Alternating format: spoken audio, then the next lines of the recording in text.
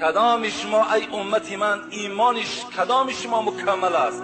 ایمان همون انسانی که فعل خوب دارد، رفتار خوب دارد، گفتار خوب دارد، از دست او کسی آزار نمییابد، از زبان او کسی آزار نمییابد. پیغمبر گفتند در روز قیامت در ترازویی که اعمالهای ما و شما را وزن میکنند، از فعل خوب در دیگر دیده وزنین تر چیز نیست. حسن خلق به نهایت وزنین است.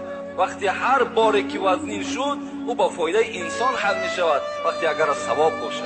رامین از پیغمبر ما و شما میگه کسی که اگر در دنیا رفتار خوب دارد، بچه خوب است، مرد خوب است، گفتار خوب دارد، او همچنانی هست که مثل که آدم شب تا روز نماز میخواند، روز تا بگه روزه دارد، چه مقدار ثواب دارد. حسن خلق برابر همون است. شما هم رفتارتون خوب کنید.